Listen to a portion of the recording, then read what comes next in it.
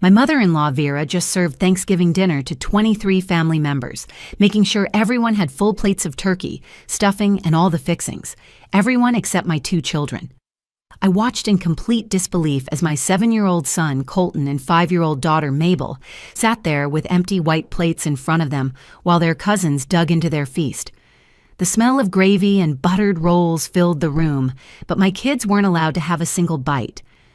"Ungrateful children don't deserve food," Vera announced to the entire family, her voice carrying that particular tone of righteousness she'd perfected over the years. Perhaps missing one meal will teach them the importance of respecting their elders and showing up when family calls. My husband Preston, Vera's own son, sat frozen in his chair. His brother Deacon actually laughed out loud, pointing his fork at my children. "Maybe they'll finally learn some respect now, right, Mom? Can't coddle them forever." Other family members nodded along, like this was perfectly reasonable. My sister-in-law Ruth murmured something about children today while helping herself to more sweet potatoes. Not a single person at that table of 23 stood up for my babies. That's when my quiet little Colton, the child who usually barely spoke at family gatherings, slowly pushed back his chair and stood up. His small voice cut through the dining room chatter like a knife. "Grandma, should I show everyone the photos you made me take?" The entire table went dead silent. Vera's face transformed from smug satisfaction to something I'd never seen before, pure fear. And in that moment, I realized my 7-year-old son was about to expose something that would destroy our family as we knew it. My name is Shelby, and what happened next at that Thanksgiving dinner table changed everything about how I see family, trust, and the dangerous secrets grandparents sometimes keep. The drive to Vera's house that Thanksgiving morning had been perfect. Colton and Mabel sang songs in the back seat while Preston drove, and I carefully balanced the homemade pumpkin pie on my lap. We'd spent the previous evening making it together, the kids taking turns stirring the filling and sneaking tastes of whipped cream. Mabel had insisted on making a leaf pattern with the crust, and while it looked more like abstract art than autumn foliage, I was proud of their effort. "Remember, best behavior at Grandma's house," Preston said as we pulled into the circular driveway of his childhood home.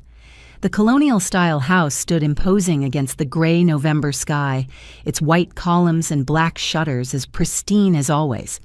Vera took immense pride in appearances, from her perfectly manicured lawn to the seasonal wreaths that cost more than my monthly grocery budget. "We know, Dad," Colton replied quietly, already straightening his little bow tie.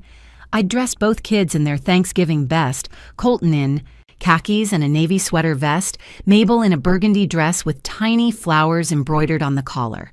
Vera always noticed these things, and I'd learned over 8 years of marriage that making the wrong impression could sour an entire visit. The moment we stepped onto the porch, the door swung open. Vera stood there in her hostess uniform, pearl necklace, pressed burgundy blouse, black slacks that never seemed to wrinkle, and an apron that looked like it had never actually seen a spill. Her silver hair was styled in the same bob she'd worn since I'd met her, not a strand out of place despite supposedly cooking since dawn. "Finally," she said, glancing at her watch, even though we were 15 minutes early. "Everyone else is already here. Children, shoes off immediately. I just had the floors cleaned." Colton and Mabel quickly removed their dress shoes, placing them neatly by the door. I noticed at least a dozen other pairs scattered haphazardly, but said nothing. Different rules always seem to apply to my children in this house. "Mom, you didn't need to cook everything yourself," Preston said, kissing her cheek. Shelby offered to bring sides. Vera's eyes landed on the pie in my hands. "Oh, how thoughtful. Homemade, I see. Well, we'll see if there's room on the dessert table. I did order 3 pies from that French bakery downtown. You know, the one that won all those awards." I forced a smile.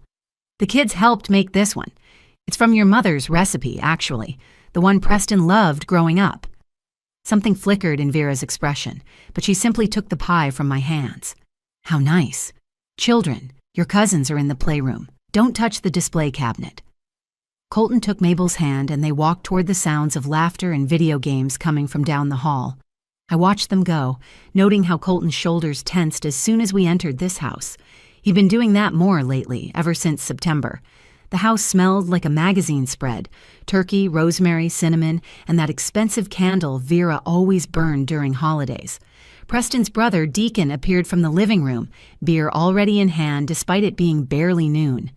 "There's my baby brother." He clapped Preston on the back hard enough to make him stumble. Ruth's in the kitchen, helping Mom pretend she wants help. Dad's holding court in the den with the uncles, talking about his golf game. Harold's voice drifted from the den, warm and booming. I'd always liked Preston's father. Unlike Vera, he seemed genuinely happy to see everyone, remembering little details about our lives and asking real questions. Lately, though, Preston mentioned his dad seemed more tired, more withdrawn at family gatherings. "Shelby, don't just stand there," Vera called from the kitchen. "If you insist on helping, you can set the table. The good china, obviously. Place cards are on the sideboard." I made my way to the dining room, where the massive mahogany table had been extended with both leaves. 24 place settings. I counted the place cards as I arranged them.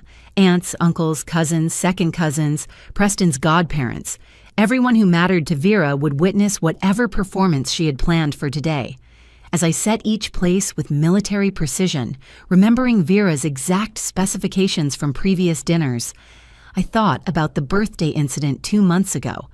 Mabel had been hospitalized with pneumonia, and we'd missed Vera's 68th birthday dinner. We'd called, sent flowers, had the kids make cards, but Vera's voice had been ice when she said she understood. I should have known she didn't. The table looked perfect when I finished.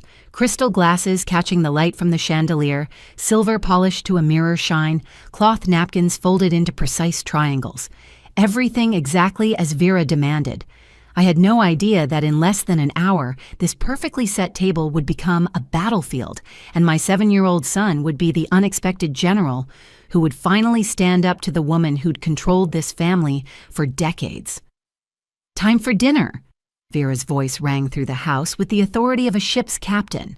Family members began streaming into the dining room from every corner of the house. Uncle Roger abandoned the football game mid-play, cousins thundered down the stairs, and Aunt Patricia emerged from the bathroom where she'd been touching up her lipstick for the 3rd time. I helped Colton and Mabel find their seats, noticing Vera had placed them at the far end of the table, separated from Preston and me.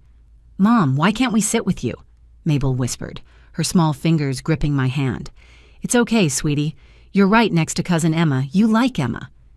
I smoothed her hair and gave Colton an encouraging nod. He pulled out his sister's chair like the little gentleman I'd raised him to be. Vera stood at the head of the table, surveying her kingdom. Harold sat at the opposite end, looking slightly confused about the seating arrangement. Preston and I were placed in the middle sections, separated by various aunts and uncles I only saw twice a year. "Before we begin," Vera announced.